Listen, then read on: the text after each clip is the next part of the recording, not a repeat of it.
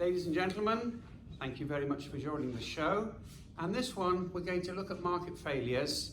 In a little bit, we're going to zoom in to two aspects of market failures that we're going to have a look at in detail. And the two types are asymmetric information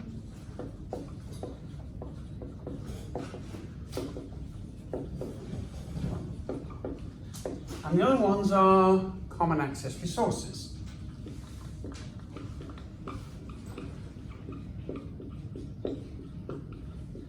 Now, let's do a quick review. And let's say why these are market failures. Right? Asymmetric information, right?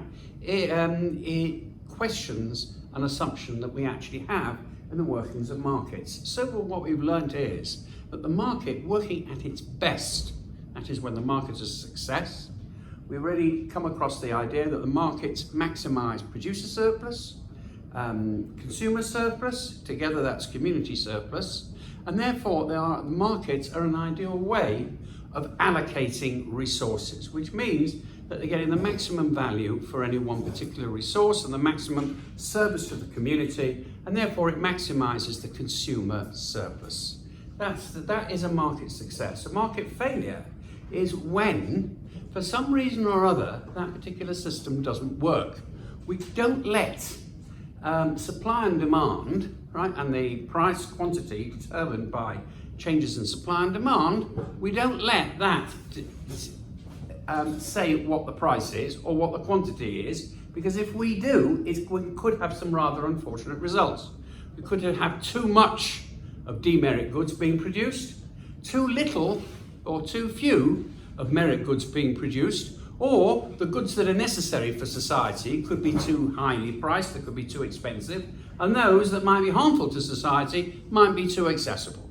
Now what we're going to do now is we've already looked at the main market failures, which were merit goods, lack of public goods, negative too many negative externalities, not enough things producing positive externalities. Those we've actually covered.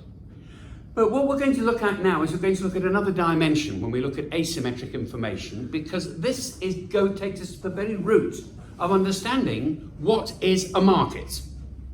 Now, a market is the assumption of the market is that the two parties that are involved, which are the producers and the consumers, the producer knows the same amount as the consumer does about the deal. Now, this doesn't always happen. For example, there are certain situations when the buyer has got an advantage. For example, let's say that the seller is selling the person medical insurance. Now, if that seller is selling medical insurance, right, and the person deliberately fills in the form in such a way that he is healthier than he really is, then what is happening is that the seller is actually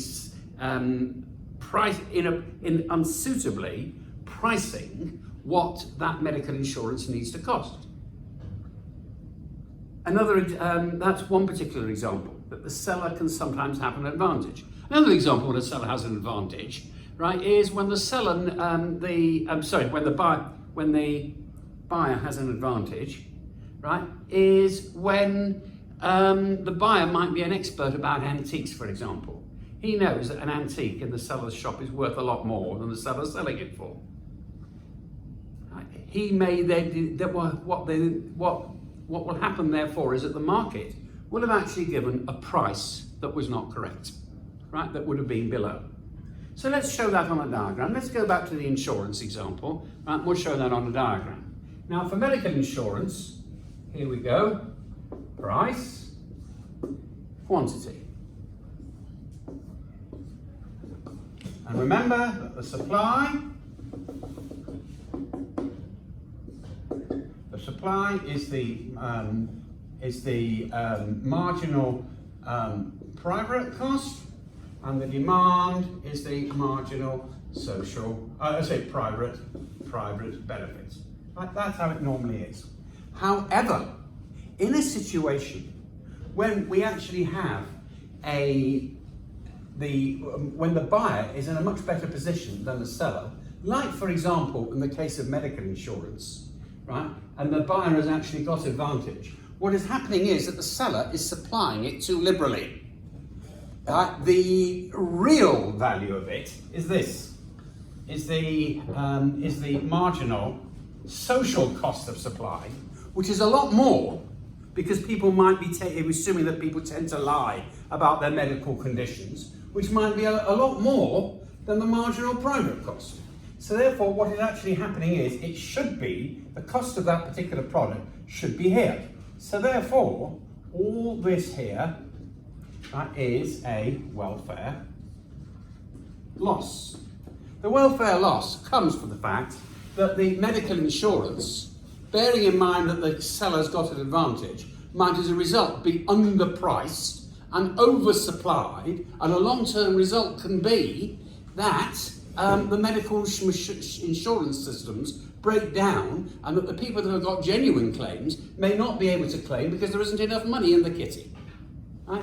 That is an example of an asymmetric information when the buyer has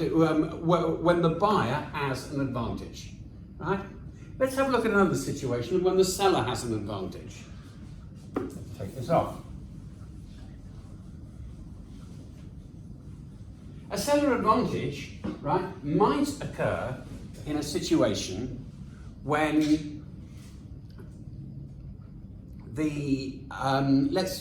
give an example, the second-hand car industry. Now, generally, if you've got a garage, right, or a place that actually works with cars and sells cars, and they've got second-hand cars on the market, let us assume that the seller might well know a lot more than the buyer when it actually comes to second-hand cars. There are all sorts of things you can do with a second-hand car, not necessarily things that are necessarily criminal. But he can, for example, he can repaint the cars, he can bash them up, he can straighten them and make them look as good as new, right? And there are various things of cosmetic surgery that can be done to cars, right? There are also things that actually belong to the criminal community, like, for example, twisting the dial of the car, right? So that it's actually done a fewer kilometres than it actually has. So these are situations when we're dealing with a seller advantage. Now let's have a look and see why that might be a market failure, or how we could express that market failure. Right? How we would express it verbally without a diagram is quite simple. Right? That the price that the price that the buyer is paying for that second-hand car is far greater than its market worth, simply because the seller knows that the car is not worth the price that the buyer is actually paying for it.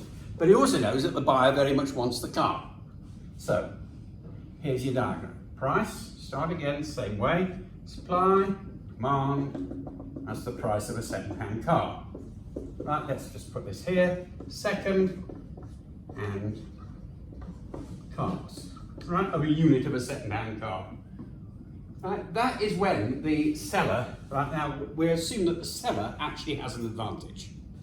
That is how let's say that the D equals the marginal private benefit, and the supply equals the marginal private cost. Now, in real life, if people knew what their second-hand car was worth, the demand would actually go to the left, wouldn't it? There'd be a lot fewer people going for second-hand cars if they really knew what was behind the bright paint, the good colouring, and if we're dealing with the criminal community, the number of miles or the number of kilometres then that car has actually got. And that if we were to take into account the social cost, it would be like this. This would be the marginal, the social benefit would be a lot less, because second-hand cars, right, in real life, perhaps do not perform as well as the second-hand car buyers would like. So that would be the marginal social benefit. Marginal private benefit, marginal private cost, marginal, is that okay? Yeah, below the line. I'm below the line. There we go. This would be the welfare loss. Right? And therefore what is happening is that because the buyer and the seller do not have the same amount of information, right, when buying things, sometimes it can work out in the buyer's favour, sometimes it can work out in the seller's favour. Now, just to finish this point, what can be done about it? Well, for this reason, for these market failures, in order to correct things, right, and to be able to reduce that welfare triangle, in the second-hand car industry, it is probably quite difficult to do it. Because legally, you'd have to prove that the buyer, if it was to take the seller to court, he'd have to, the seller can say to him, well, I sold you a decent car, it was a second-hand car, you didn't use it properly.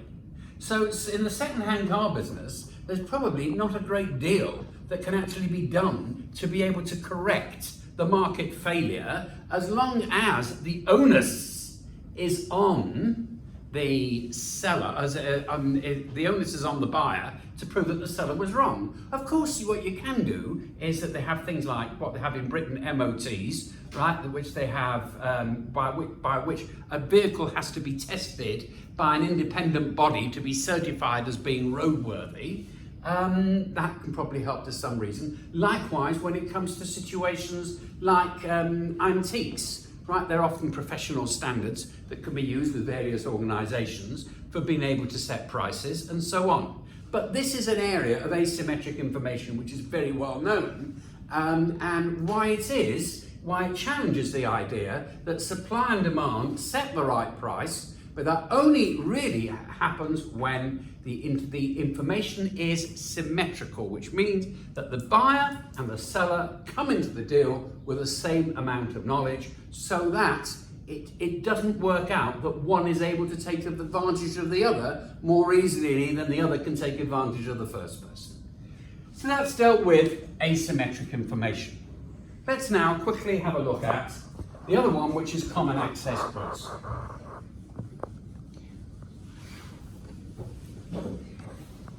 Common access goods, right, are things which can give the community a great deal of value.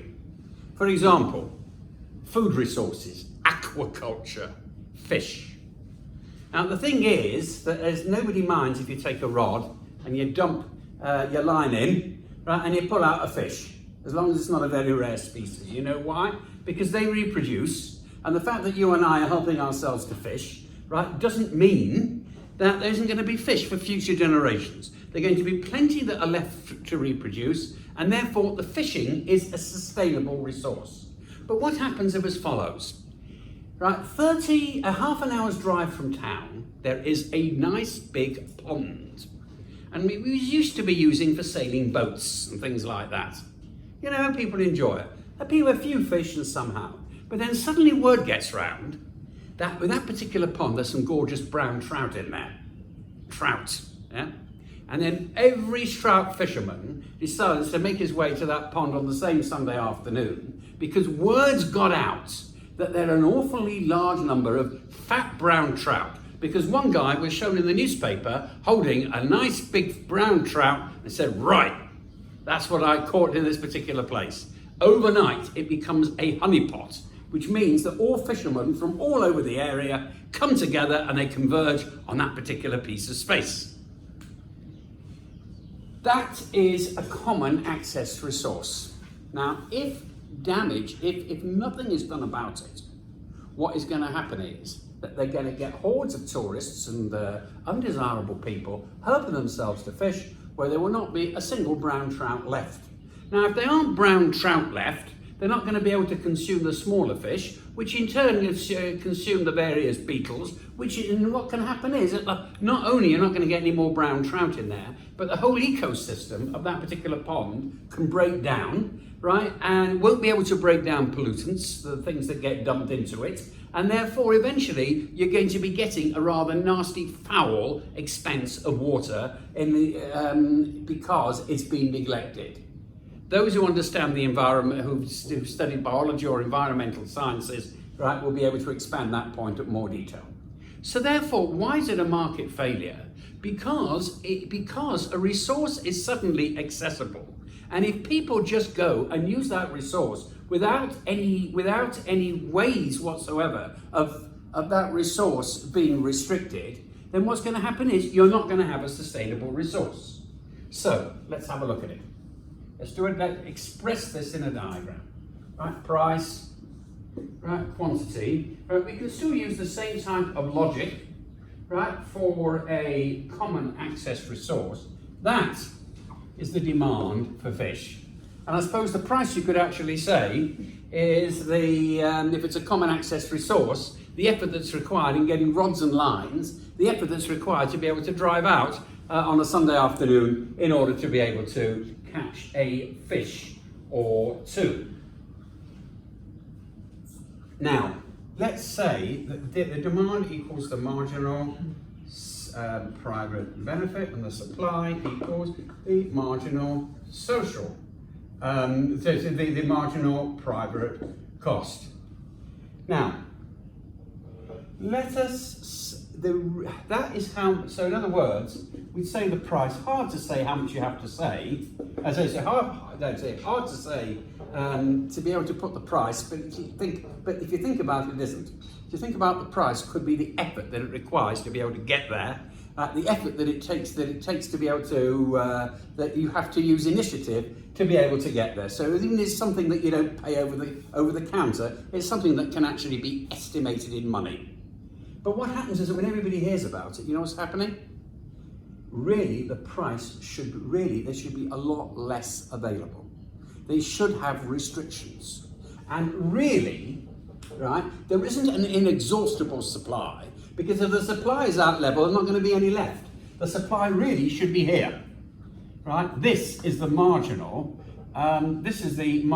social cost. And in order for it to be socially viable, the amount that actually should be fished should be Q2 rather than Q1. And all this, which is the current situation, is our welfare loss. What's the solution? Right? Well, what's the approach that governments need to take? Well, on the whole, they usually do quite well with this one, because when word gets round that a beauty spot or a place that's of social value is threatened, then they start making regulations. They start saying, well, the effort that you actually spent to get to the pond from 30 kilometres from town isn't enough to give you, you're going to have to pay to get a licence to fish here. Or they'll fence the whole area off and they'll only allow a certain number of people to fish. Or they might say things like that we only allow, that we'll ban fishing for most of the year, but because that's when the fish are breeding. But when it's not the breeding system, we'll allow fishing between various dates.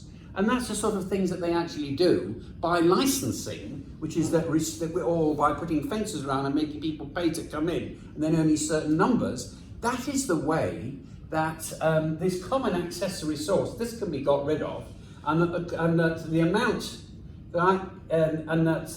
that people are paying total to be able to get the fish is not P1, which is how much it'll cost them to drive there or whatever and bring their material, but also the cost of getting a license, would be able to correct the particular market failure of common access resources, so that the resource is left to be sustainable and it can be enjoyed by the next generations. Thank you very much indeed, ladies and gentlemen.